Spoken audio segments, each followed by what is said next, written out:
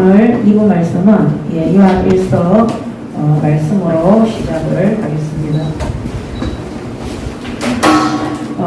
이 사도 요한이 기록한 말씀입니다. 그의 노년 시기에 하나님께서 혼란 속에 있는 이스라엘 회당과 교회에 주시는 말씀입니다. 많은 박해와 핍박 속에서 또 거짓 교사들과 이단들의 또 그들의 교회를 침투한 이런 여러 가지 어려운 상황 속에서 이 사도 요한은 끝까지 자신에게 주신 올바른 교회로 성도들을 양육하는 일에 쉬지 않고 말씀을 기록하며 심부름을 했습니다. 그래서 우리가 이 땅에 사는 날 동안에는 살아계신 하나님의 말씀과 진리의 복음을 서실이든 설교든 현장에서 복음 전파든 그 어떤 현장에서도 우리가 낙심하지 않고 끝까지 전하고 심부름하는 일에 우리가 쓰임을 받아야 될 것입니다. 그래서 오늘 말씀의 제목이 기록의 이유입니다. 왜 요한 사도가 늦은 나이에도 이 말씀을 끝까지 기록할 수밖에 없었는가? 교회 안에 여러 가지 들어가 있는 환난과 시험 속에 성도들이 흔들리지 않고 진리의 복음 속에 먼저 받은 복음의 확신을 가지고 또 다음 세대와 후대와 현장에 바르게 증인으로 설 수 있도록 기록하는 것입니다.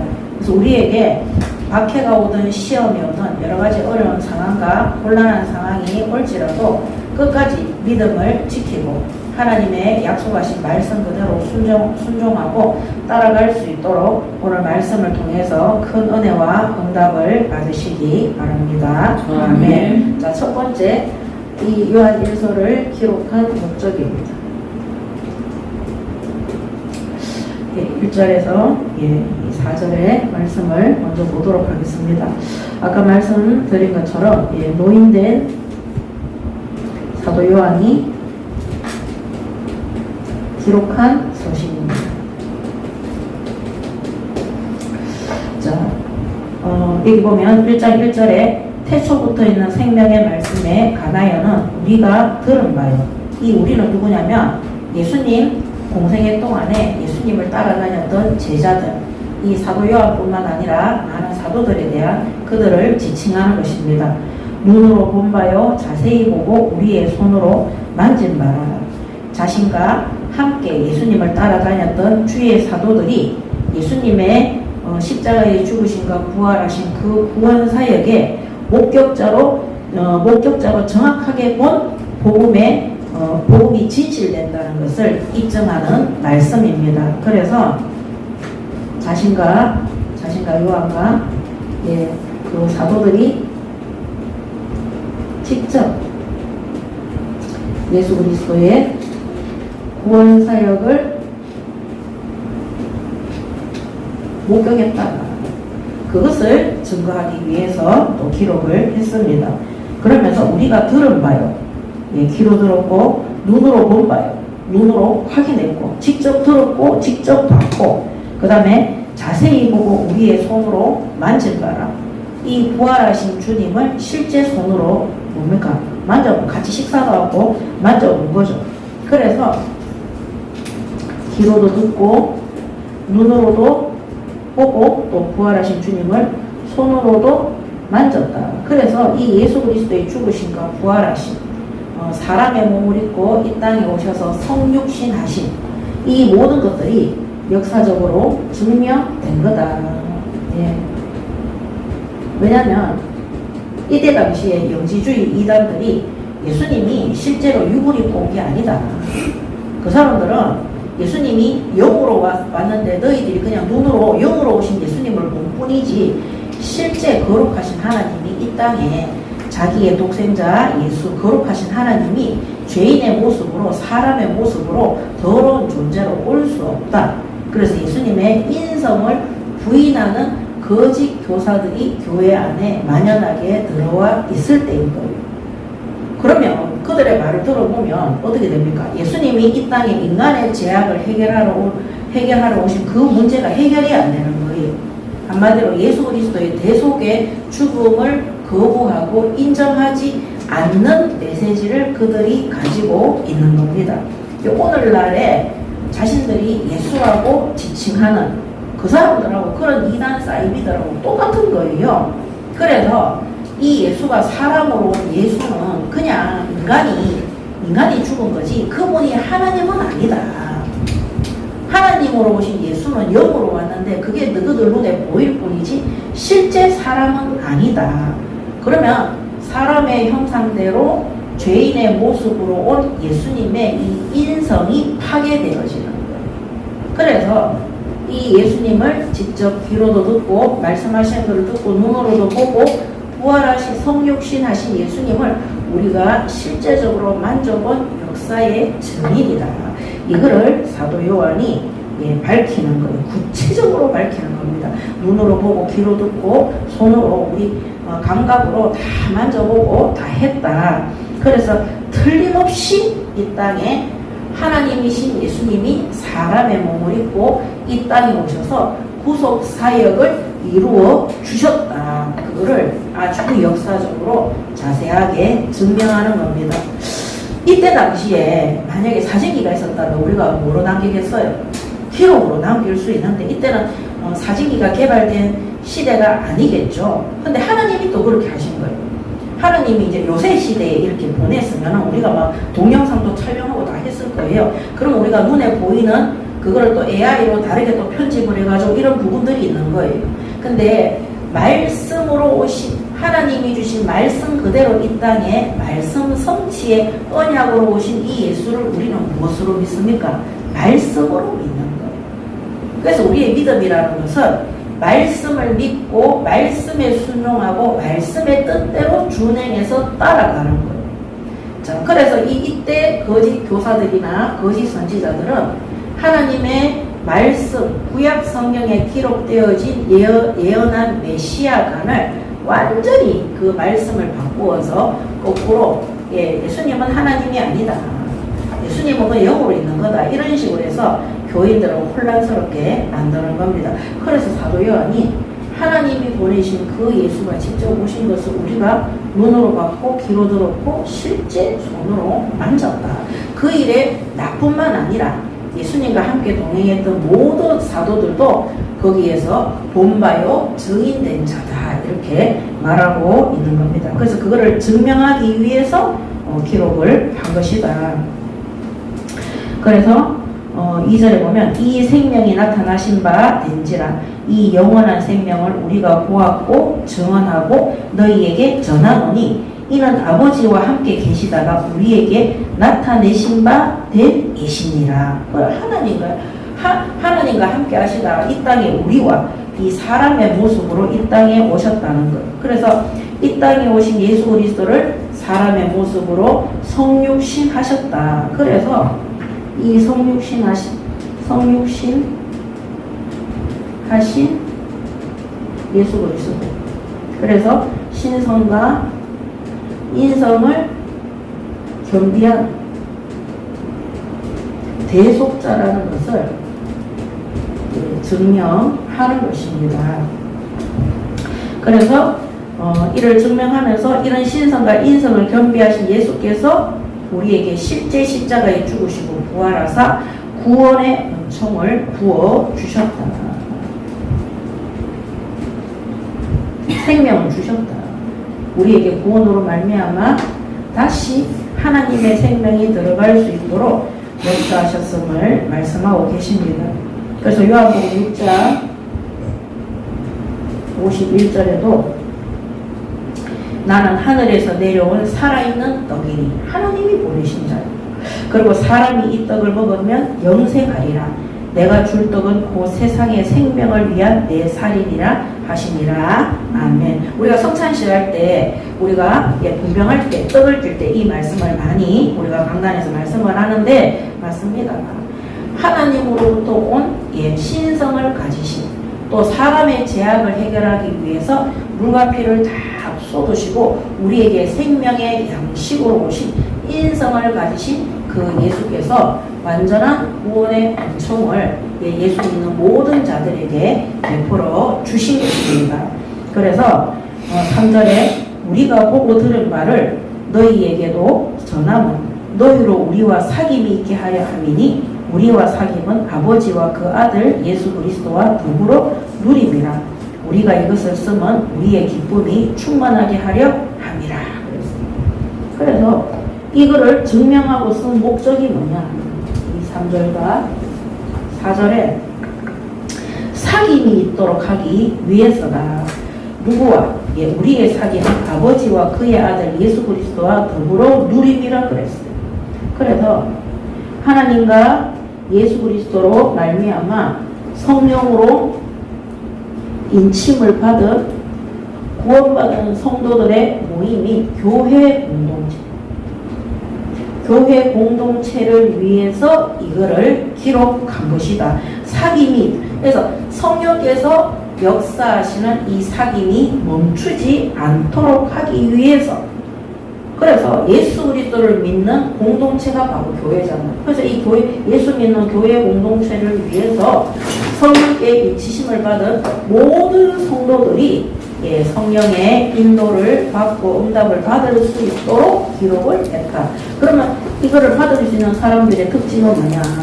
성령 인도 받는 사람.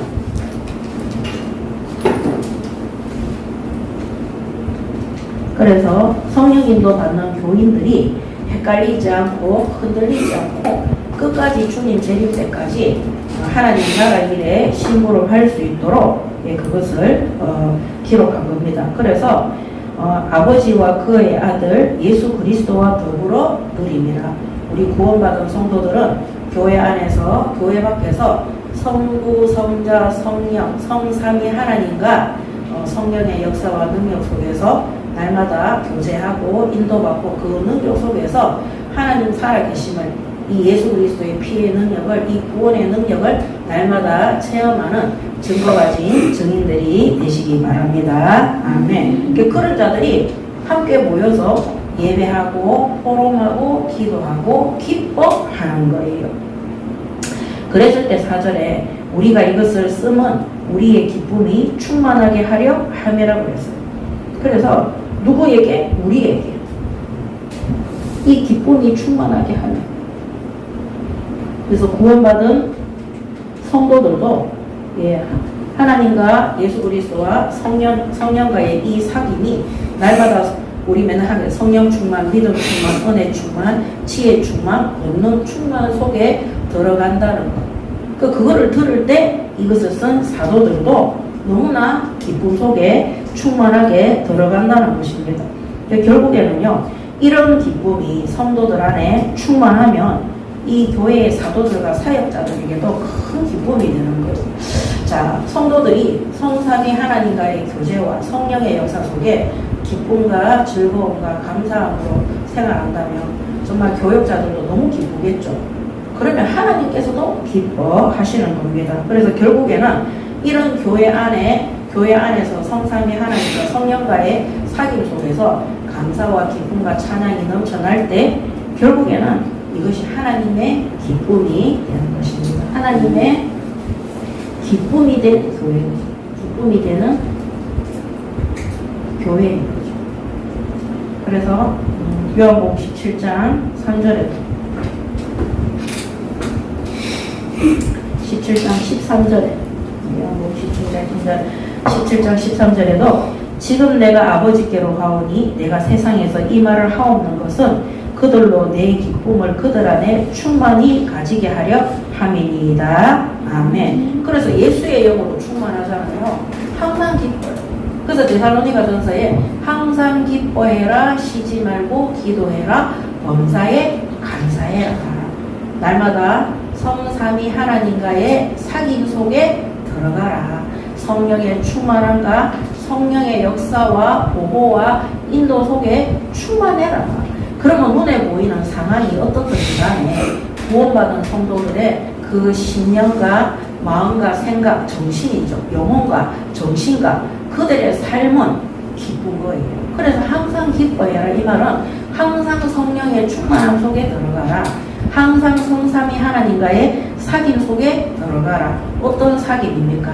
하나님 앞에 온전한 예배와 말씀 속에서 충만하고 그 말씀을 붙잡고 하나님 앞에 기도하는 교제 속에 들어갈 때 하나님이 세상에서 줄 수 없는 말할 수 없는 기쁨과 충만함과 평안과 안식을 주시는 겁니다. 그래서 진짜 예수 믿고 구원받은 성도들은요, 돈이 있든지 없든지, 내 옆에 뭐 누가 나를 위로하는 사람이 있든지 없든지, 환경이 좋든지 안 좋든지 주의 성령께서 그 마음속에 기쁨과 감사를 충만하게 부어주시기 때문에 어느 장소 어느 곳에 가도 평안하고 충만합니다. 그래서 사람이 어떤 상태가 되면 우리 이렇게 안정형이 돼. 안정이 성부 하나님이 말씀을 주시고 그 말씀이 내 영혼을 기쁘게 하고, 자, 성자 예수 그리스도께서 나의 기도에, 이 구원의 기도에 응답하시고, 또 성령 하나님께서 가는 곳곳마다 하나님 살아계심이 능력으로 나타나는 증거가 계속 있는 거예요. 그럼 사람이 어떻게 되냐? 안전형이 뭐냐면요, 심리적인 상태, 한마디로 그 영혼과 정신과 육신의 삶의 상태가 평안한 거예요. 이 평안한 이 사람들은요, 딱 사람을 만나면 믿지 않는 불신자들이 자꾸 이 사람들한테 기대고 싶어 해요. 자꾸 만나고 싶어 해요. 왜냐면은 만나서 같이 있든지 이야기를 하든지 어떻게 되냐면 그 기쁨이 전달이 되는 거예요. 그래서 저도 사실은 현장에서 복음 전할 때 우리 학부형들이 막 제가 가는 날 되면 저는 모르죠. 근데 막 하면 이렇게 수업을 많이 다니면 항상 이렇게 먹을 것들 이런 거 막 해놓거든요. 나중에 그러더라고. 선생님 때문에 시내까지 나가가지고 거기서 특별하게 케이크를 맞춰왔다. 선생님 때문에 일부러 보통 스타벅스 이런 거 구미 가면은 먼 곳에 있거든요. 그 시내까지 나서 스타벅스 가서 해가지고 왔다. 저는 스타벅스 이런 거 먹지도 않는데 그만큼 선생님이 우리 집에 와서 아이들하고 수업하고 나랑 잠깐 상담해주는 이 시간이 너무 평안하고 좋다는 거예요. 그 저는 전도하기 쉬웠던 게 뭐냐면 계속 학생들 방문학습 지사를 할 때는 학생들 만나서 학부형들하고 상담을 1시간씩 해주니까 이 사람들이 그 시간을 너무 기다리는 거예요. 전에도 말씀드렸지만 그렇게 해서 우리 학부형들이 평안해지고 변화되어지고 달라지니까 그 남편 되시는 학부형들이 저한테 감사하다고 고맙다고 언제든지 예배드리라고 그렇게 도와주는 것입니다. 그래서 여러분들한테 나는 뭔가 불안증이 있다. 나는 뭔가 두려움이 있다. 나는 염려, 걱정, 근심이 많다. 나는 혹은 내 자신에 대해서 좀 부정적이다. 나는 세상에 나가면 나도 모르게 자꾸 눌린다.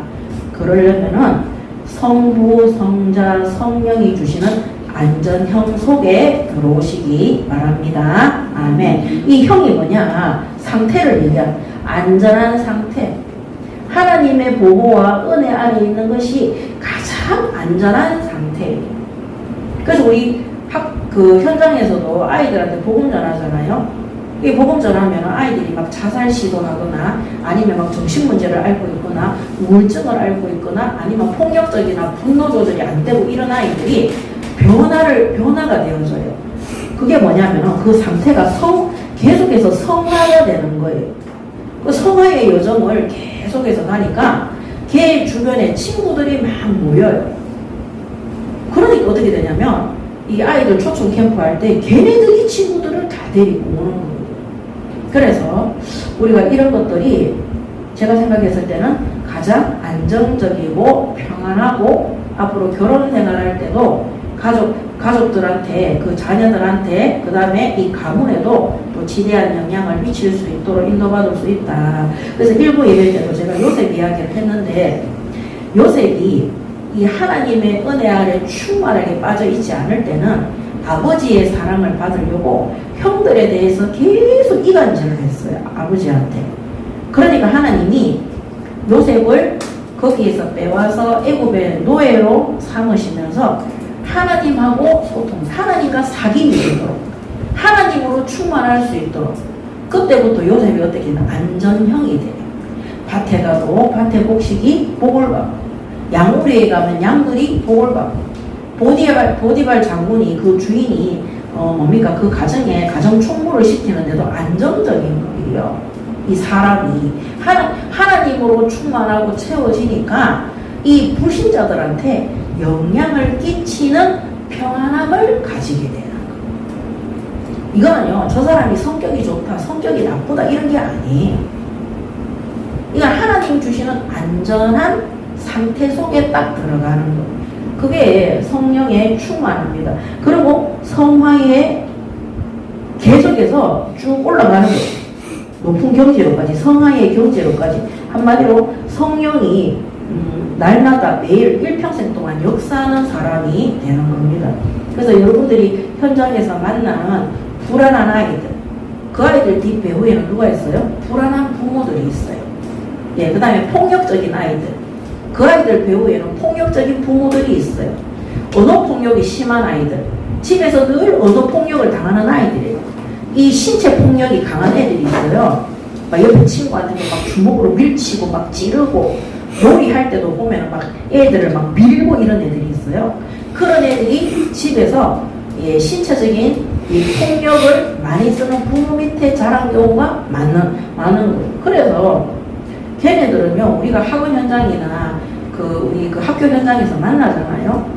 만나면 빨리 요새처럼 하나님으로 충만할 수 있도록 그 아이들을 도와줘야 돼요. 그 제일 잘 도와줄 수 있는 방법이 뭐냐? 아까 말씀드린 것처럼 성부 하나님은 말씀으로, 성자 예수 그리스도는 기도로, 성령 하나님은 거기에 따른 능력, 치유의 역사가 일어날 수 있도록 요 세 가지 성삼위 하나님의 능력 속에 들어갈 수 있도록 예배 말씀 기도에 우리를 만나는 동안에는 전무할 수 있도록 도와주면 아이들이 평안해져요.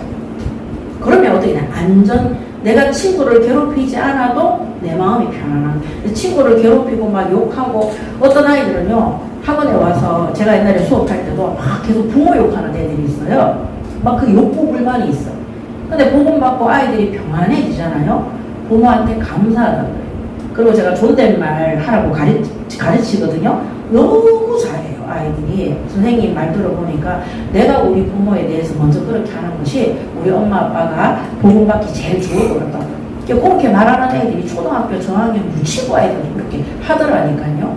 그러니까 하나님이 구원받은 성도들을 세상 현장에 파송했을 때 우리에게 영적 의사의 사명을 감당할 뿐만 아니라 거기에 따르는 귀신을 제어하고 병든 자들, 앓던 자들을 치유하는 영적 의사의 능력까지도 예수님께서 부여해 주신 것입니다.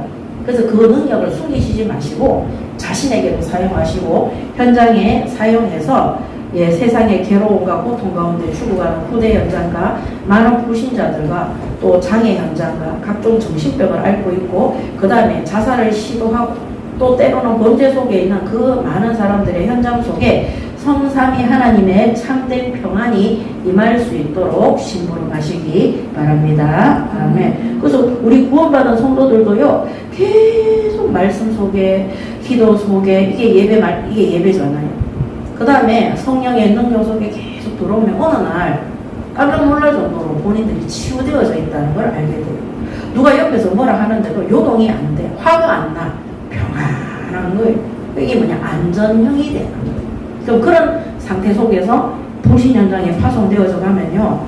믿지 않는 자들은 불안과 염려와 두려움과 공포와 뭐 이런 소리 있잖아요. 행복한 척해도 실제 그거는 하나님 주신 평안이 아니거든요. 그런 현장에 가면요. 그 사람들이 이상하게 이 안정형인 안정적인 성향 속에 있는 나에게 붙어가지고 계속 의지하고 싶어하고 내가 행동하고 내가 믿는 그런 것들을 쫓고 싶어하는 거예요. 그래서 복음 전하잖아요. 역시 선생님이 믿는 그 하나님은 진짜 것 같다. 내 주변의 다른 기독교인들은 정말 싫은데 나는 선생님이 믿는 그 하나님 믿고 싶어요. 저는 선생님 다니는 그 교회 가고 싶어요. 선생님처럼 그렇게 선생님이 하고 있는 그 후대 사역, 현장에 죽어가는 사람들 살리는 전도 사역 저도 하고 싶어요. 이렇게 되더라니까요. 그래서 이 안전형을 가진 사람들은 인기가 많아요. 사람들이 만나고 싶어요. 그러니까 얼마나 좋아요. 우리가 이거 안 되면은요, 현장에 가서 불신자들 설득해가 복음 전해야 되잖아요. 근데 하나님이 나를 파송한 그 불신 현장에 이 사람들이 내보고 자꾸 만나고 싶어 하고, 내 얘기를 듣고 싶어 하고, 그 다음에 자꾸 밥 먹자 그래요. 그 우리가 가야 된다니까요. 그때도 얘기했잖아요. 우리 학부형하고 수업하는데 내가 착각한 거예요. 수업 다 해줬는 집인데 내가 간 거예요. 그래서 제가 입구에서 생각이 나서 전화해가지고 어머니 오늘 수업 없는 날인데 제가 잘못 온 것 같다고 내가 전화 안 했기 때문에 왜 전화했는지 모르겠어요. 그 지금 돌아간다 이러니까 선생님 잘 됐다 하면서 우리 집에 제가 오라는 거예요. 커피 한잔 하고 가라는 거예요. 수업이 너무 빠듯하고 상담도 하고 예배도 드려야 되기 때문에 제가 쉴 시간이 없었는데 너무 쉬고 싶은데 제가 다음에 한테 계속 오라는 거예요. 그래서 이제 띵동 해서 들어가는데 화가 나더라니까. 그 집에 나만 있는 게 아니라 동네 아줌마들이 한 6분이 앉아있더라니까요.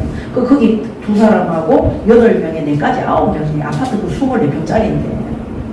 그럼 화가 나는데 이제 차 한잔 마시고 있는데 참 하나님이 있잖아요. 이 학부형이 내보고 그 모임에 나를 참석을 시키고 선생님들이 좀 앉아보라. 앉았는데 그 6명이 동네 아줌마들인데 그 중에 우리 학부형 한 명 있었어요. 계속 이상하게 이 학부형은 일반 교회 다니시는 분인데 그 자매가 계속 교회 욕을 하는 거예요. 그래서 제가 커피잔 딱 내려놓고 왜 인간이 하나님 믿어야 되는지, 왜 교회 다녀야 되는지, 왜 예배 드려야 되는지 이렇게 딱 전달했는데 6명이 소리도 없이 사라졌어요. 가겠다 이러면서. 근데 중요한 거는 이 교회 다니는 2사람이 너무 충격받고 은혜 받은 거예요. 선생님, 저도 선생님처럼 그렇게 전도하고 싶다. 내가 주일학교 교사인데 우리 아이들한테 동반 공부할 때 해줄 말이 없는데 오늘 선생님이 얘기하는 그 복음 메시지가 너무 자기들한테 답이 됐다는 거. 그래서 그 집에서요, 제가 가르치는 아이들도 예배드리게 됐고 그 부모도 예배드리게 됐고 그 언니가 왔을 때 언니가 대구에 사는 그 언니 집에도 토요일날 제가 가서 예배드릴 수 있도록 하나님이 문 열어주시는 거예요. 그래서 오늘 이 성자, 성부, 성령의 역사 속에 들어가는 안전형 인간이 될 수 있도록 하나님 앞에 엎드리시기 바랍니다. 아멘. 그래서 이거를 부인하는 것이 바로 그때 당시에 이단 사이비들이 교회 안에 들어와서 사람들을 미혹하고 혼란케 하는 영지주의 이단들인 거예요. 자, 그래서 사역자들도 기쁨이 충만하게 된다. 자, 그러면 이때 당시에 어떤 배경 속에서 이 글을 쓰게 되냐. 1절에서 10절에 자, 이때 당시에 교회는 회당과 교회가 완전히 분리됐어요. 이 회당은 유대교 사상을 가진 유대인들 중심이잖아요. 그래서 이 예수 그리스도를 믿는 것을 유대교 사상에 절인 바리새인과 서기관들과 장로들과 우리 알다시피 제사장들이 다 싫어했어요. 자기들의 영역을 침범하는 거니까 회당에서 메시지하는 거 제일 싫어했어요. 그래서 바울이 가는 곳마다 회당을 찾아다니면서 하나님의 말씀인 그리스도를 전파하면 심지어 깡패들까지 불러가지고 박해하던 자들이 회당 안에 있는 유대인들이었어요. 유대교에 있는. 그래서 회당에도 출입하던 교회의 성도들은 회당에서 싹 다 쫓겨났어요. 회당에서. 회당 출입이 금지됐어요. 이런 상태 속에 이 회당하고 교회가 분리되어졌고 아까 말씀드린 것처럼 영주주의 이단성을 가진 거짓 교사들이 판을 쳤어요. 판을 쳤다는 말이 교회 안에 드글드글하게 들어와 있는 것입니다. 그래서 이들이 하는 거는 거짓 교훈들이죠. 거짓 말씀이 아니라 너희들 구약 성경에 기록되어진 말씀이 아니라 교훈이에요. 자기들이 만든 그 교훈에 노출이 된 거예요. 그래서 예수님이 육신으로 이 세상에 온 것이 아니다. 예수께서 육신으로 오신 것이 절대 아니다. 그래서 이걸 갖다가 가현설 영지주의 자 이단인데 너희들이 눈에 보이는 영 한마디로 너희들이 예수 그리스도로 믿는 그분은 실제 몸이 아니라 눈에 보이는 영적 존재를 본 거다. 그래서 가연설인 거예요. 가짜로 실제 육신은 없고 그렇게 요새로 치면 가상세계처럼 가상세계의 현실처럼 보이는 그분이다. 그래서 예수의 몸은 실제가 아니라 환상이다. 환상이라는 영지주의 이원론인 거예요. 그래서 왜 그러냐면 영과 육은 분리되어져야 된다. 이 거룩한 영혼이 우리 이 육신을 보면은 음행하고 타락하고 부패하고 이런 것들이 있잖아요. 그래서 거룩한 영이 더러운 육신하고 합쳐져서 이 땅에 올 수 없다.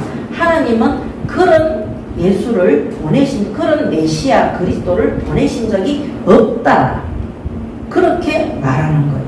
그러니까 그런 교훈을 들으니까 성도들이 그렇지 나는 거짓말을 안 하려고 하는데 거짓말을 발목듯이 하고 있는데 어제도 이상한 짓 하고 술 처음 마시고 돌아다니고 있었는데 맞아 어떻게 이게 우리 육에 들어와서 우리가 하나님 그거 할 수가 없어 다 이렇게 미혹을 당하는 거예요. 자 그렇게 해서 영과 육이 합쳐지면 거룩한 영이 더러워지기 때문에 하나님의 아들인 예수가 육신으로 오지 않고 눈에 보이는 가상세계의 현실처럼 영으로 보이기 때문에 이거는 예수님이 이 땅에 육신으로 와서 인간의 죄악 때문에 대속했다는 사실을 어떻게 한다고요?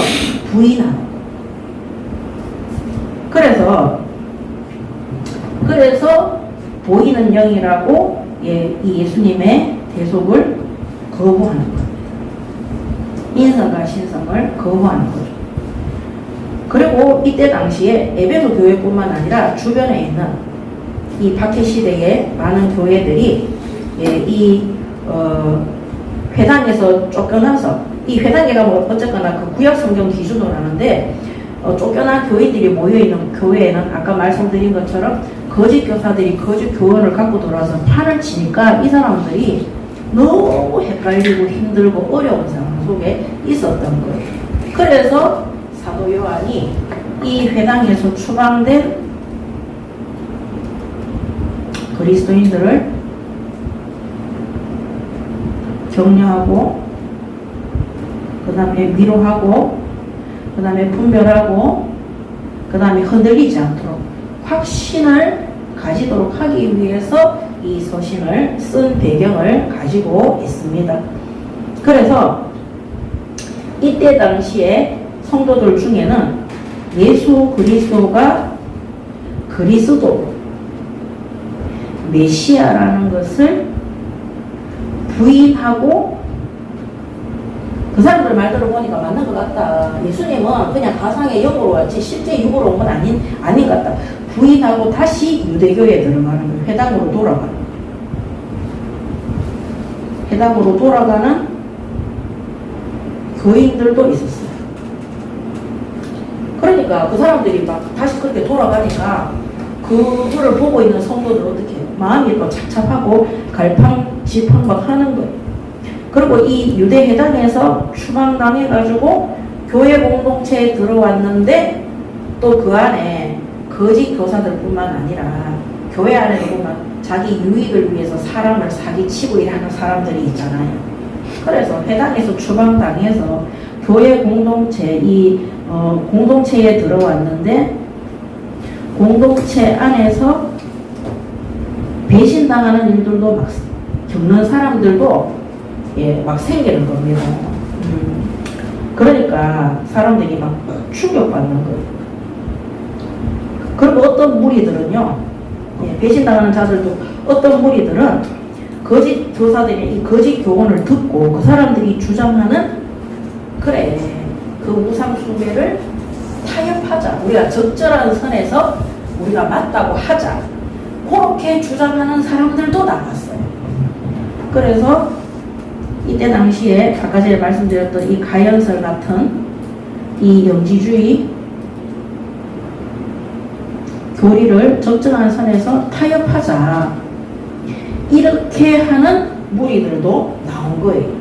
그래서 이런 사람들이 막 있는 사이에서 믿음을 지키고자 하는 이런 그리스도인들한테 이 요한 사도의 서신은 굉장히 중요한 역할인 겁니다. 그래서 우리가 현장에서 복음 전에서 영접하는 걸로 끝나는 것이 아니라 양육이라는 것은 이런 부분에 노출되어진 성도들도 하나님의 말씀을 붙잡고 진리 안에 성령의 역사와 능력을 체험할 수 있도록 바르게 끝까지 지키고 보호하고 인도하는 역할이 굉장히 필요합니다. 아멘. 그래서 제가 옛날에 제일 이해 안 되는 부분이 그거였어요. 영접시키고 난 다음에 와서 메시지 하나 찍주고 가는 거. 그렇지 않습니다. 실제 그 사람들의 삶이 거짓 이단들에게 빠지지 않도록 이 우상 숭배하는 것을 타협하자고 요구하는 이런 이단의 시험에 빠진 자들이 있거든요. 이런 시험에 빠지지 않도록 삶 가운데에서도 이들이 성결하고 거룩하고 구별되어진 하나님 뜻대로 살아가는 그 말씀대로 살아갈 수 있도록 양육을 반드시 해줘야 되는 겁니다. 오늘 일부 예배 때 제가 그 말씀 드렸잖아요. 왜 주일날 출근하냐? 그 물질의 주인이 하나님이 아니시냐? 그러면 저도 그런 생각할 때 있거든요. 주일날 굳이 근무하는 회사를 선택해서 가는 사람들이 있어요. 그러면은 오후에 와서 예배 드리면 되지 않느냐? 퇴근하고 와서 예배 드리면 되지 않느냐? 그러면 제 마음속에는 그래, 그렇게 해도 되지. 뭐 요새는 다 시대가 좋아가 다 유튜브 들어가면 다 동영상으로 다 볼 수 있도록 했는데 그거는 제 생각이에요. 근데 그렇게 호응해주고 싶은데 참아요. 왜냐면 말씀에는 그래 안 나와 있기 때문에. 사람이 너무 깐깐하게 꼰대처럼 막 그렇게 할 필요가 있냐. 근데 오늘 일부 예배 때도 말씀드렸지만은 항상 우리가 기억해야 되는 게 여호수아가 기브온 족속을 허락했어요. 그러니까 여호수 족속을 유다 민족이 허락했어요. 그러니까 또 갈렙 족속을 에브라임 족속이 허락했어요. 나중에는 이스라엘 전체가 가나안 땅에 있는 세상에 자기들이 필요로 하는 거기 모든 것들을 다 허용을 해서 사사기서에 보면 우상 숭배 천지가 되고 결국에는 하나님 앞에 심판받게 되는 겁니다. 그래서 우리의 판단과 생각에는 뭐 그렇게까지 할 필요가 있나? 저는 옛날에 제일 이해가 안 됐던 게 가나안 정복하는데 블레셋이고 전쟁이고 뭐고 나면 하나님이 거기에도 어린아이, 갓난아기, 짐승의 새끼까지 싹 다 죽이라는 거 하나님 되게 잔인하다고 생각했어요. 근데 그게 아닌 거예요. 하나님은 하나님의 백성이 변질되고 부패된다는 걸 알고 계시는 거예요. 그리고 가나안 땅에 그들은 결코 우상을 버리지 않을 거라는 걸 하나님은 알고 계시는 거예요. 그래서 봐줬다가는 그 우상 숭배하는 것들을 살리려고 했다가는 그 우상 숭배자들이 하나님을 대적하고 하나님의 백성들을 완전히 우상 숭배에 넣어서 멸망시키는 족속이 된다는 것을 하나님은 진작에 알고 계시기 때문에 싹 다 몰아내라고 하시는 거예요. 그래서 우리가 생각하기에는 봐주고 싶고 그렇게 해도 되지 않겠나. 뭐 그렇게 꼭 예배 기도 말씀 그렇게 하냐.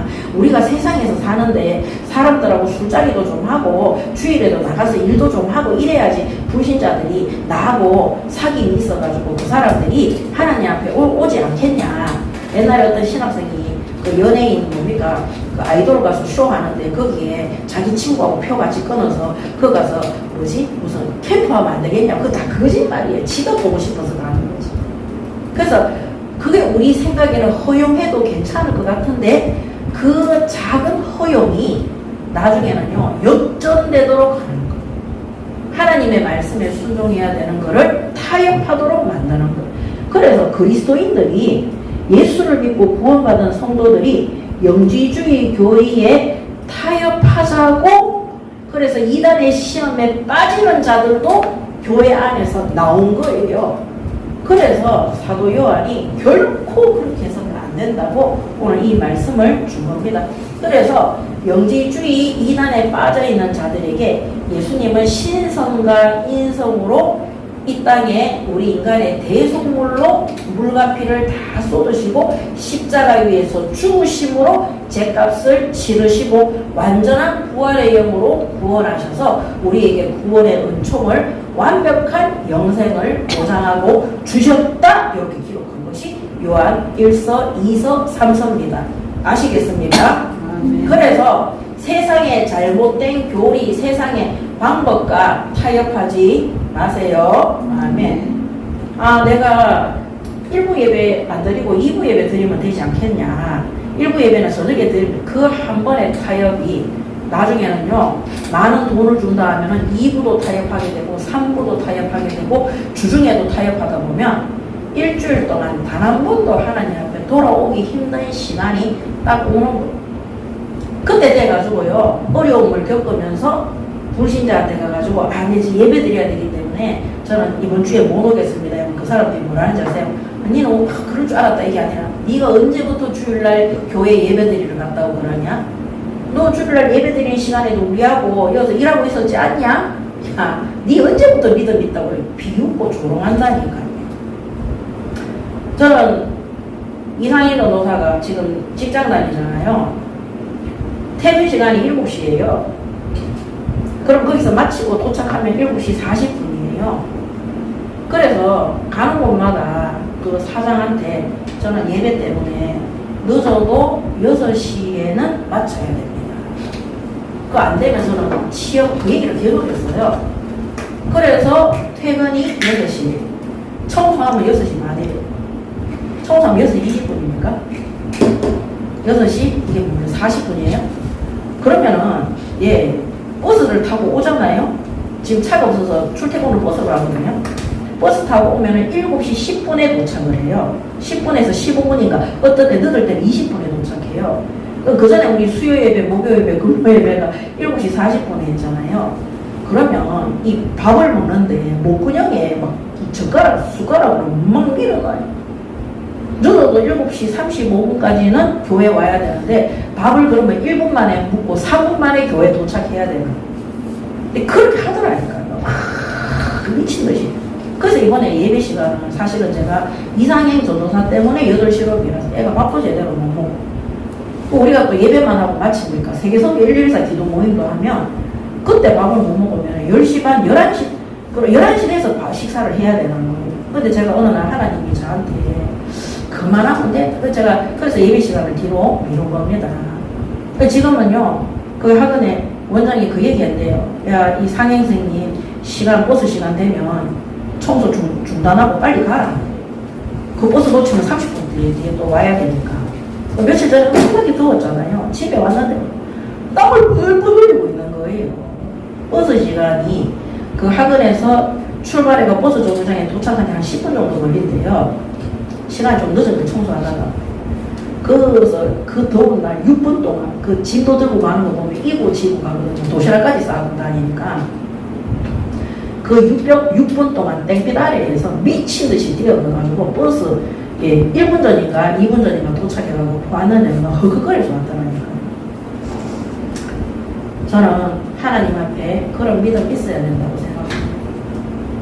내가 오늘 이 회사에 취업을 안 했으면 안 했지. 내가 이 예배를 드리는데 그 원장한테 나는 예배 드리기 때문에 나는 시급 깎아도 돼. 저는 이거 월급 깎아도 됩니다. 그렇지만 저는 반드시 그 시간에 맞춰 주셔야 됩니다. 주일 예배도 아니에요. 주중 공예배를 위해서 그렇게 하는 겁니다. 그래서 한번 타협하잖아요.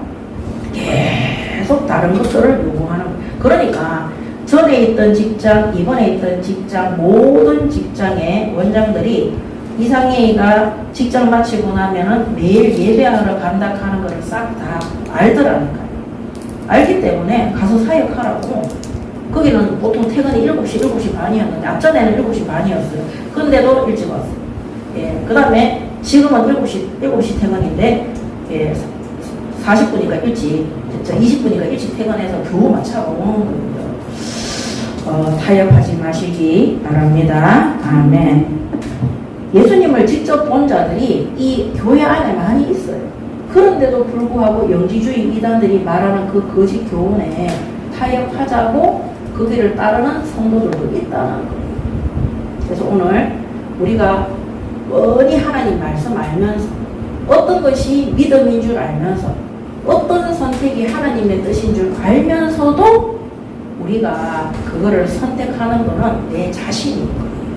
그래서 우리가 하나님이 우리를 부르실 때 우리의 상황과 형편을 모르시느냐? 다 압니다. 근데 그 어려운 상황 속에서도 믿음을 결정하고 불신 현장과 타협하는 것은 누구의 몫이냐? 성도의 몫이. 그래서 에덴 동산에서도 선악과를 얼마든지 하나님이 못 따먹게 할 수 있죠. 왜냐하면 타락 이후에 생명나무의 실과가 있는데 거기에 천사들을 시켜서 불칼을 가지고 지키도록 하고 에덴 동산에서 추방했어요. 하나님은 얼마든지 그렇게 할 수 있는데 우리 인간은 하나님의 형상 속에서 자유선택의 의지를 주셨어요. 자유함. 그래서 하나님이 언약을 주시고 선악과의 열매를 따먹으면 하나님 말씀에 불순종이라서 죽음이 있을 것이라고 언약을 주시고 그 언약에 대한 선택은 인간이 하도록 자유선택의 의지를 주신 거죠. 그래서 그 선택을 아담과 하와가 불순종으로 선택을 한 겁니다. 지금도 우리가 불신 현장에 있는데 믿음을 선택하고 하나님의 뜻을 선택하고 세상과 타협하고 불신함을 선택하는 것은 누구에게 책임이 있느냐? 우리에게 책임이 있다는 겁니다. 그래서 이렇게 하다 보니까 나중에는 아시아에 있는 이 동방교회들은 아시아에 있는 교회들은 나중에 교회 안에서 황제 숭배까지 했어요. 황제 숭배까지 했다고 되어 있습니다. 황제 숭배. 제가 옛날에 북한 선교국에 가서 한때 심부름을 좀 했는데 북한 선교국에서 제일 많이 하는 회개 기도가 뭔지 아세요? 평양 대부흥 집회가 일어날 정도로 북한이 엄청나게 기독교가 활성화되어지고 예수 믿는 사람들이 많았는데 신사 참배를 누가 결정했느냐? 평양 교회와 북한에 있는 목사들이 결정을 합니다. 신사 참배가 뭡니까? 일본의 천황 황제를 섬기는 겁니다. 그 신사 참배 일본의 천황을 신으로 섬기고 엎드려서 절하는 우상 숭배예요. 그걸 누가 결정했느냐? 교회가 결정을 한 거예요. 주기철 목사님이 그거 반대하다가 끌려가서 순교당했잖아요.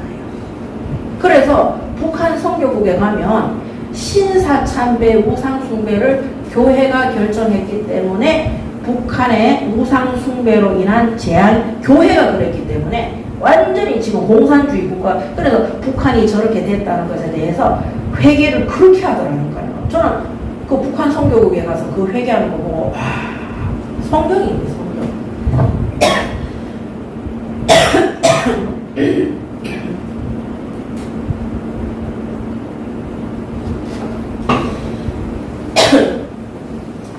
결국에는요, 로마의 황제 숭배하다가 AD 70년에 어떻게 됩니까? 이스라엘이 로마에 의해서 완전히 멸망합니다. 자, 그래서 결론입니다.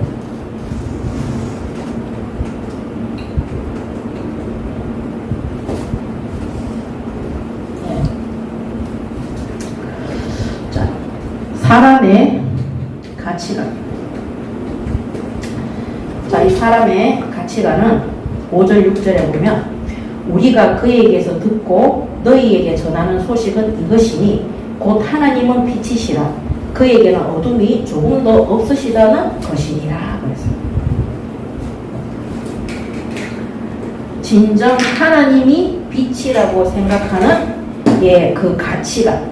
그래서 우리 인간 행동의 결과는요, 사람의 행동의 행동 결정되는 그 결과. 그 결과는요, 그 인간이 추구하는 가치관에 의해서 결정돼요. 그래서 하나님이 빛이다. 오직 빛 대신 하나님만이 우리에게 영원한 구원자다. 그래서 오직 빛 대신 하나님의 말씀만을 추구하는 자는 빛 대신 하나님의 뜻에 따르는 속성이 시간이 지나면 행동으로 결과로 결정되고 따르도록 되겠습니다. 그래서 내가 가장 가치를 두는 것이 나타나도록 되는 거예요. 그래서 인간의 행동은 그 추구하는 가치관에서 예, 그 결과로 이게 어렵게 나타나는 게 아니라 자연스럽게 나타나는 거예요. 그래서 빛 대신 하나님을 진정으로 믿고 추구하는 자 어떻게 돼요? 예, 하나님의 빛 대신 하나님의 이 속성이 이 행동의 결과로 나타나죠. 그래서 내가 세상과 타협한다. 그런 내 가치관이 빛 대신 하나님보다 세상의 것이 더 우월하다고 생각할 때 우리가 그거를 선택하는 행동으로 반드시 나타나도록 되어 있는 겁니다. 그래서 내가 하나님을 믿는다고 하면서 내가 믿는다고 예배도 드리고 뭐 기도도 하고 이렇게 하면서 예, 실제로는 빛에 속하는 선택을 안 하는 거예요. 그래서 스스로 하나님을 믿는다고 하면서 착각하는 거죠. 착각인 거죠. 그 착각인 걸 어떻게 하느냐. 선택을 빛이신 하나님께 하지 않는 거죠. 하나님께 안 하고 뭡니까? 그 행동은 어둠에 여기 나와 있는 것처럼 우리가 서로 사귐이 있고 6절에 우리가 하나님과 사귐이 있다고 하고 6절이 아니고 5절이네. 우리가 그에게서 듣고 너에게 전하는 소식은 이것이니 곧 하나님은 빛이시라. 그에게는 어둠이 조금도 없으시다는 것이니라. 만일 우리가 하나님과 사귐이 있다고 어둠에 행하면 거짓말을 하고 진리를 행하지 아니하니. 실제로는 믿는다고 하면서 착각하는 게 뭐냐면은 선택은 어둠을 선택하는 거예요. 빛 대신 하나님을 선택하는 것이 아니라 선택은 어둠을 선택하는 것이 그겁니다. 그래서 내가 하나님의 말씀을 알기는 아는데, 내가 언약도 알기는 아는데 이 언약의 말씀을 지속적으로 영원히 따르는 것이 아니라 예, 일시적으로 세상적인 것을, 세상에 있는 어둠을 우선적으로 추구하는 거죠. 그래서 이 추구하는 거는 내가 말씀을 알겠는데, 말씀도 다 알고 어떤 것이 하나님 뜻인지 다 알겠는데 결정적으로는 말씀을 따르는 것이 아니라 세상의 어둠을 선택하는 거죠. 추구하는 거죠. 내가 불신연장과 타협하는 것을 선택을 하는 것을 말하는 겁니다. 그래서 6절에 만일 우리가 하나님과 사귐이 있다 하고, 하나님과 사귐이 말씀이잖아요. 기도 말씀도 듣고 말씀도 알겠고 또 기도도 하고 성령의 역사도 알겠는데 어둠에 행하면 거짓말을 하고, 내가 다 알고 믿는다고 하면서 선택은 어둠을 선택을 하면 착각, 거짓말을 하고 진리를 행하지 아니한, 그 하나님 뜻대로 행하는 게 아닌 거죠. 그럼 껍데기는 교회 다닌다, 예수 믿는다, 나 하나님 뜻대로 살고 싶어요. 더 쉽게 얘기하면 여러분들이 하나님 앞에 하나님 이제 앞으로 전도와 선교를 위해서 살겠습니다. 하나님 파송하신 그 현장에 제가 예배 말씀 기도 속에서 많은 믿지 않은 불신자들을 살리는 일에 심부름하겠습니다. 그렇게 고백하고 해놔놓고 행동은 어떻게 한다고요? 어둠을 선택하는 거예요. 불신자들과 타협하고 돈을 따라가고 세상을 따라가고 속세를 따라가는 그것을 추구하는 거예요. 그러니까 내가 그렇게 결단하고 기도했기 때문에 내 자신이 하나님을 믿고 있다고 착각하는데 그거 거짓말이라는 것을 오늘 사도 바울이 얘기하는 겁니다. 너희들이 예수 그리스도를 말미암아 구원받은 것에 대해서 막 감사하면서 회당에서 추방당한 거기에 막 상처받고, 그 다음에 영주주의들이 들어와서 다른 교훈과 교리를 말하는데 거기에 헷가닥 넘어가고, 심지어 그거하고 타협까지 하려고 하고, 그게 오늘날 성도들이 하나님 제가 전도하겠습니다. 복음 전파하겠습니다. 믿음대로 살겠습니다. 이제는 하나님 뜻대로 살겠습니다. 실컷 기도하고 예배 드려놓고 결국에는 선택을 할 때는 어둠을 선택하는 것. 이 어둠이 뭡니까? 구원받지 못한 생명 없는 불신 세계를 얘기하는 것. 예, 거짓된 거, 다른 교훈, 성경에 없는 말씀, 거짓 선지자들의 교훈, 그게 누구에게서 나옵니까? 자기 자신의 판단 속에서 나오는 것입니다. 그래서 실제로는 빛이 아니라, 하나님의 말씀이 아니라 뭐를 더 추구해요? 어둠을 추구하는 것과 똑같다. 그래서 7절에 보면 빛 가운데 행하면 어떤 결과가 나오느냐. 빛 가운데 행하는 결과. 7절에 보면 그가 빛 가운데 계신 것 같이 우리도 빛 가운데 행하면 우리가 서로 사귐이 있고 그 아들 예수의 피가 우리를 모든 죄에서 깨끗하게 하실 것이요. 이랬습니다. 예. 그가 빛 가운데 계신 것이 우리도 빛 가운데 임하면 우리가 서로 사귐이 있고, 예. 성도 간에, 구원받은 성도 간에 성령의 인도와 역사 속에 서로 교제, 한마디로 사귐이 있다는 거예요. 그 사귐은 아까 말씀드린 것처럼 이 평안한 안정형의 사귐이 되는 겁니다. 그래서 그 아들 예수의 피가 우리를 모든 죄에서 깨끗하게 할 것이다. 그래서 예수 그리스도의 피로 날마다 깨끗하게 할 것이다. 죄악에서 떠나게 될 것이다. 결국에는 계속해서 성화되어져 가는 거, 쭉쭉쭉 올라가는 거죠. 거룩한 자리로 들어가게 된다. 그게 빛 가운데 선택한 결과입니다. 그래서 이거는 예수님께서 성육신 하신 것을 부인하는 영지주의자들과 완전히 다른 말인 거죠. 그래서 인간은 이 영지주의자들이 왜 그렇게 그거를 거부했냐. 예수님이 이 땅에 사람의 몸을 입고 죄를 대신해서 죽었다고 하면 우리가 죄악된 인간이라는 걸 인정하는 거잖아요. 자기들은 죄가 없다는 거예요. 지옥 갈 죄가 없다고 그거를 거부하고. 그래서 인간의 타락을 예수님의 피로 깨끗해져야 되는데 인간은 타락할 만한 죄악이 없다고 부인하는 거예요. 그러면 예수님의 피값이 소용있어요? 소용없어요? 소용없는 거예요. 그래서 예수 그리스도의 대속의 피를 부인하는 거예요. 그래서 진짜 빛 가운데 선택해서 결과받은 사람들은 우리가 예수 그리스도의 피로 말미암아 원죄로 인해서 완전한 죄악과 저주와 멸망에서 값을 치르고 영원한 해방을 받았다. 날마다 구원에 대한 감사로 하나님 앞에 성화되어지고 성령의 열매를 맺는 자로 변화되어져 가는 것입니다. 이게 바로 빛 가운데 우리가 선택한 결과입니다. 그래서 이 영지주의에 속해 있고 거짓된 교리 속에 빠져있는 사람들, 자기 생각 속에 빠져있는 사람들은 내가 이 정도로 잘못했는데 뭐 그렇게 죄가 되냐. 인간이니까 그럴 수 있지. 사람이니까 그럴 수 있지. 그러면서 스스로를 뭐로 여기냐면 의롭게 여기는 거예요. 스스로 의인인 척하는 의인이죠. 이런 사람들의 특징이 뭐냐. 네가 하고 있는 그 일은 하나님 보시기에 잘못됐다 이렇게 얘기하면은 회개해요? 기분 나빠해요? 물어봅시다. 회개합니까? 기분 나빠합니까? 기분 나빠요.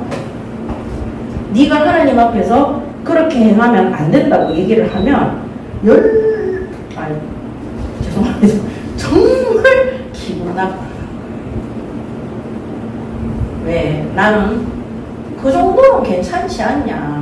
뭐 내가 하나님 앞에 회개했고 내가 구원받아 지금 교회도 다니고 있는데 뭐 내가 예배를 안 드린다 그랬어요?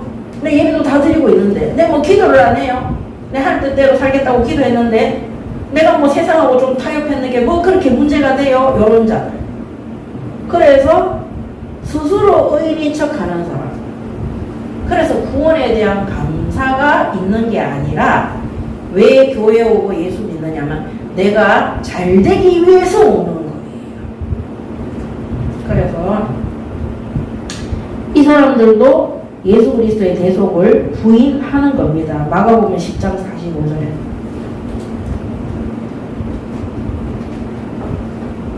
마가복음 10장 45절에 인자가 온 것은 섬김을 받으려 함이 아니라 도리어 섬기려 하고 자기 목숨을 많은 사람의 대속물로 주려 함이니라. 아멘. 예수님이 직접 하신 말씀이에요.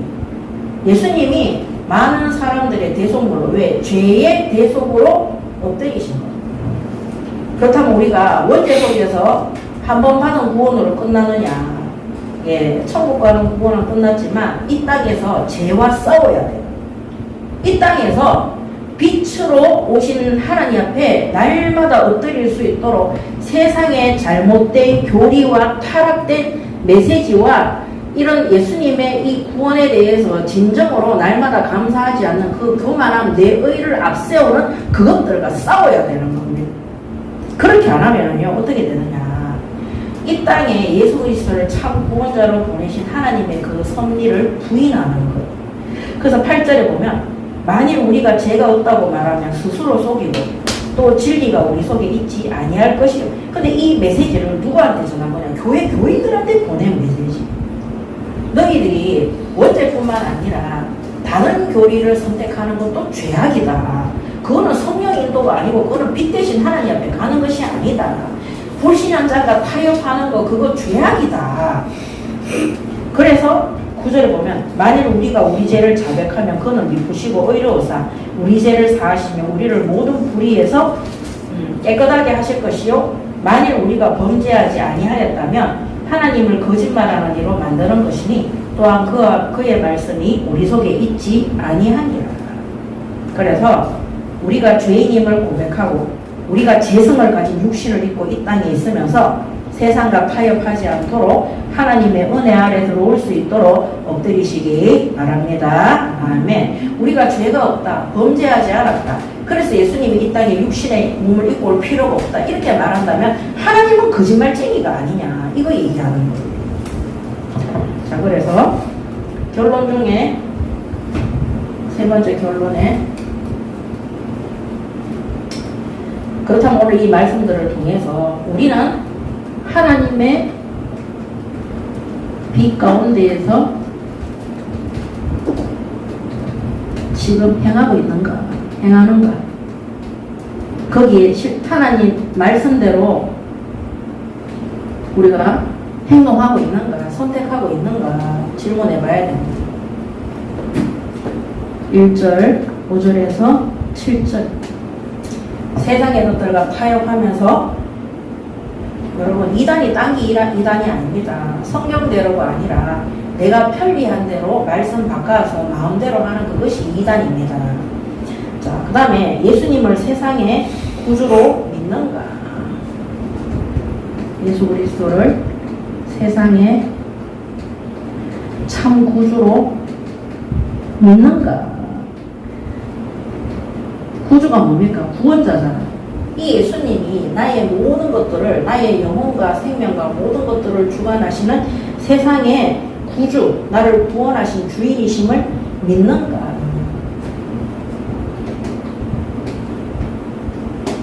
이거를 질문해 보시기 바랍니다. 그러면 어둠을 선택하게 될지 빛을 선택하게 될지 바로 답이 나옵니다. 그리고 우리의 삶이 정말 하나님과 사귐이 있는 삶인가? 우리의 삶이 하나님과 사귐이 있는 삶인가? 하나님과 사귐이 있는 삶이 뭡니까? 아까 말씀드린 거 이 안전형. 하나님의 말씀을 따라가고 하나님 앞에 기도하고 하나님의 능력의 역사로 치유되어지고 참 평안이 임재하는 이런 상태 속에 날마다 성화되어져가는 응답을 받고 있는가? 그러면 오늘 우리가 이 불신 현장, 가나안 땅 현장, 세상 현장, 교회 안에도 거짓 교사들이 들어와서 잘못된 교리들을 퍼뜨리고 또 많은 배신과 인간이 주는, 사람이 주는 그런 배신과 상처 속에 있는데 과연 우리는 하나님 앞에서 하나님의 말씀 그대로 순종하고 하나님의 뜻을 따라가는가? 또 하나님과 함께하는 그 예배와 기도 속에서 그 하나님 뜻에 순종하는 사귐 속에 있는가? 그 하나님과 함께하는 공동체 속에 있는가? 그렇지 않고 하나님 뜻대로 살겠다고 하면서 결국에는 내 뜻대로 내 계획대로 내가 어둠을 선택하고 있는가. 그거를 특별하게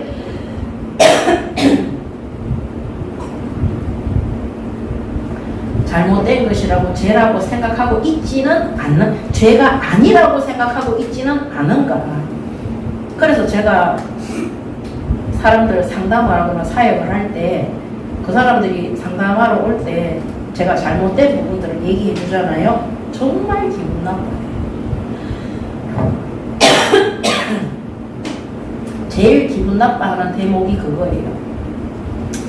예배 바르게 다시 드리세요. 우리 교인들도 그랬어요. 예배 바르게 다시 드리세요. 그거 지금 드린 거 예배 아닙니다. 이러면요, 너무 기분 나빠, 우울해하고 분해했다니까요. 왜? 아니 지금까지 예배 드렸는데 무슨 예배를 자꾸 다시 드리래?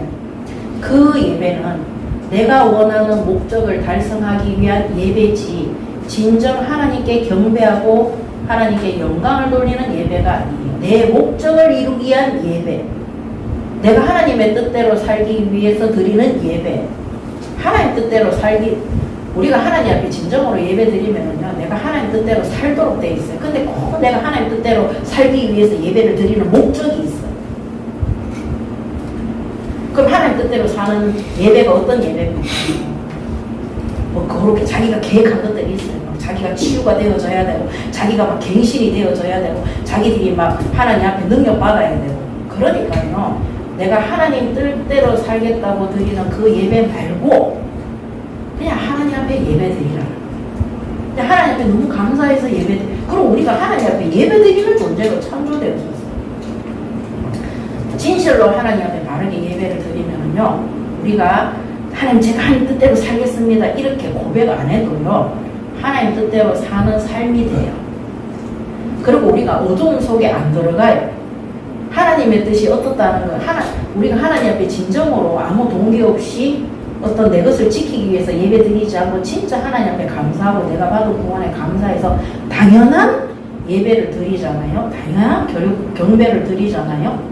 그러면 우리의 삶이 하나님의 뜻에 합당한 삶을 살고 하나님께 영광을 돌리는 삶을 살고, 시간이 지나면 내가 하나님 뜻대로 인도받은 삶을 확인받는 열매 맺는 삶을 살도록 되어 있다. 그래서 내가 하나님 뜻대로 살겠습니다 입으로만 결단하지 말고 뭐 하라고요? 그 추구하는 가치에 따라서 행동이 결정이 되는 거예요. 하나님 제가 하나님 뜻대로 살겠습니다. 하나님 제가 이제 전도 선교만 생각하겠습니다. 하나님 제게 보내신 그 직장을 선교의 문으로 열어주시옵소서. 어디서 돈만 많이 준다 하면 이것이 하나님 뜻인가? 이러면서 오케이 보내는 거예요. 이것이 하나님 뜻인가? 뭐 이러면서. 그거는 하나님 뜻대로 살겠다는 자기 목적인 거예요. 근데 진실로 우리가 하나님 앞에 바르게 예배하고 경배하잖아요. 그러면 하나님이 우리한테 내가 진짜 죄인임을 깨닫게 해요. 내 의의는 하나도 없다는 걸 깨닫게 해요. 그럼 우리가 뭐라고 해요? 하나님 이런 나라도 하나님 뜻이라면, 하나님 사용하시기를 원한다면 하나님 제가 순종하겠습니다. 하나님 뜻대로 사용하여 주시옵소서. 이런 죄인된 나라도 하나님이 원하신다면 순종하겠습니다. 그러면요, 하나님이 은혜를 부어주세요. 그리고 결정적인 일들이 있어요. 우리가 선택해야 되는 그 선 앞에 섰을 때 하나님 뜻에 순종하고 선택하는 누구의 몫이에요? 내 몫이에요. 사탄은요, 돈을 가지고 사람을 가지고 성공을 가지고 미혹해요. 그러고 나서 속여요. 이게 마치 좋은 것이 하나님의 뜻인 것처럼. 여러분 혹시 예배 드리는데 내가 어려움 속에 안 들어가려고 예배 드립니까? 그게 우상 숭배입니다. 어려움 속에 들어가고 싶지 않다는 목적이 있는 거예요. 근데 우리가 진짜 하나님 앞에 바르게 예배 드리잖아요. 그 어려움도 시험도 능히 이길 수 있는 성령의 사람이 되도록 하나님이 하실 줄 믿으시기 바랍니다. 아멘. 그래서 빌립보서 4장 13절에 그 12절부터 보면 내가 풍부해도 가난함에도 부요함에도 궁핍함에도 대처할 수 있는 일체의 비결을 배하노라. 가난도 궁핍도 어려움도 아무 문제되지 않는, 내게 능력 주시는 자 안에서 있어도 없어도 모든 걸 할 수 있는 복음 전파와 영혼 구원에 아무것도 장애받지 않고 구애를 받지 않은 그 능력자의 손 안에 들어가는 것을 고백한다 아닙니까?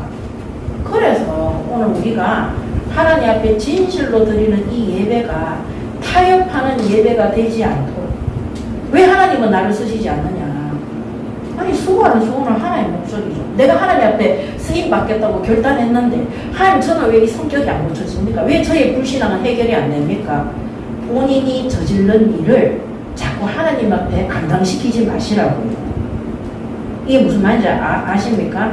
불신앙을 내가 선택해놓고 가나안 땅의 거민을 내가 몰아내라고 하나님과 말씀 받아놓고 내가 내 유익을 위해서 그것들 노예로 부려야지 놔둬놔놓고 나중에 그게 가시가 되고 올무가 되면 하나님 왜 우리를 이 가나안 땅에 보내셔서 이런 고통을 당하게 하십니까? 이렇게 하는 거하고 똑같은 거예요. 내가 하나님보다 세상의 물질과 성공을 선택해놓고 나중에 어려움이 오면은 하나님 그때 나를 쳐서라도 나를 깨닫게 하시죠. 막 그런 원망을 하나님한테 하시면 안 되는 거예요. 제가 옛날에 학생 한 명을, 위기청소년 한 명을 제가 키웠는데 학교에서 잘리고 엉망이었어요. 입만 열면 욕이고 술, 담배, 그 동네에서 유명한 깡패였어요. 그러다 군대 귀신까지 들려있었어요. 그 아이를 데리고 와서 치유하고 회복시켜서 신학교에 보냈어요. 아니, 신학교 간 지 1년도 안 됐는데 바로 남자를 사귀어가지고 20살에 내한테 와서 결혼하겠다 하더라니까. 근데 저도 하나님은 아니지만 하나님이 내게 맡긴 아이잖아요. 우리 부모가 자녀들을 키워보면 내 자녀를 잘 몰라요? 압니다. 하나님이 우리를 창조했는데 우리를 몰라요? 아시죠? 얘는요, 결혼할 상태가 아니에요. 그래서 제가 안 된다고 얘기했어요. 그 엄마가 찾아왔는데 안 된다 그랬어요. 제가 걔를 만나서 안 된다 그랬어요. 너는 가면은 제가 3개월 안에 너 이혼 당한다 그랬어요. 그리고 그 집에 찾아가는데 그 엄마가 막 상을 얻고 난리 나서 제가 혹시 결혼식장에 와서 폐악을 지을까 봐. 그래서 제가 물어봤어요. 하나님 앞에 응답 받은 거냐? 응답 받았대. 말씀 받았대. 언제 받았는데?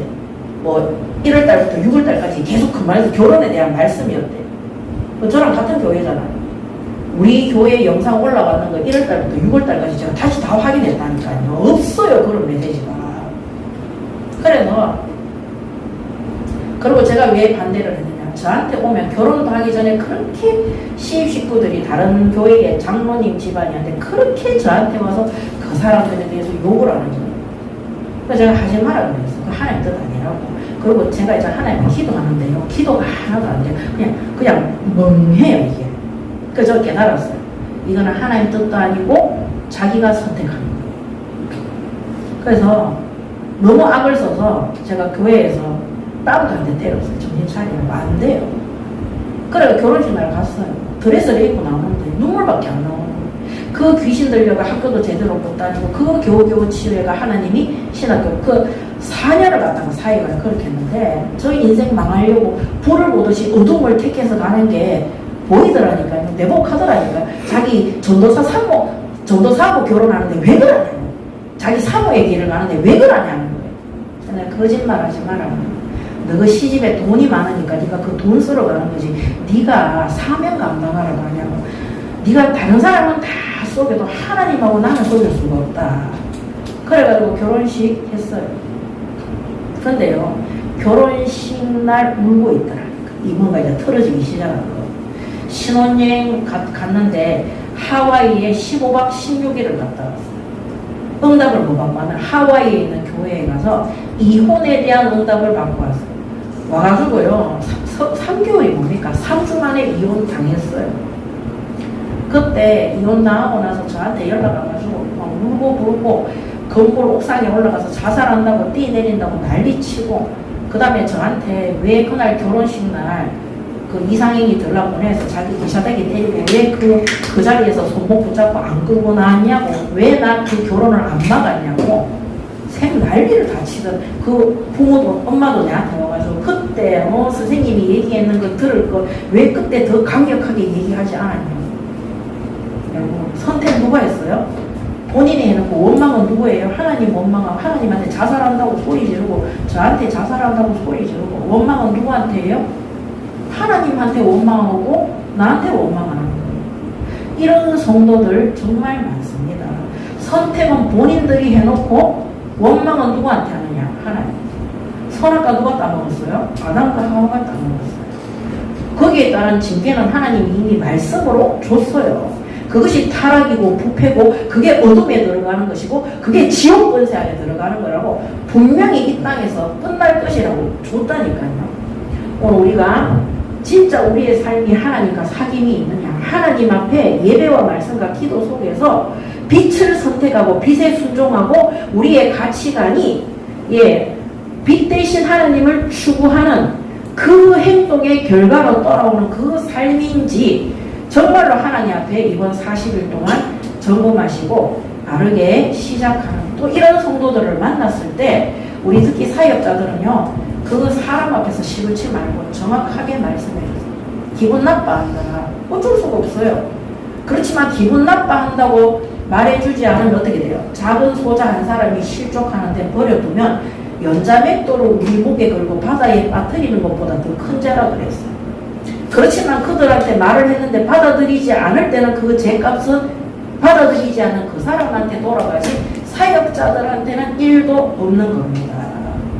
그래서 오늘 하나님이 우리에게 주신 이 중대한 사역과 사명 속에 날마다 우리 하원교회 성도분들도 빛과 어둠 속에서 하나님의 빛 가운데 들어갈 수 있도록 선택할 수 있는 그런 훈련과 믿음이 우리 가치관 속에 자리 잡을 수 있도록 인도받으시고 정말로 우리의 삶이 하나님과 사귐이 있는 그래서 성화와 성령의 열매를 맺는 하나님이 기뻐하시는 삶이 되는지 오늘도 확인하고 응답받는 우리 하원교회 성도분들이 되시길 바랍니다. 아멘. 기도하겠습니다.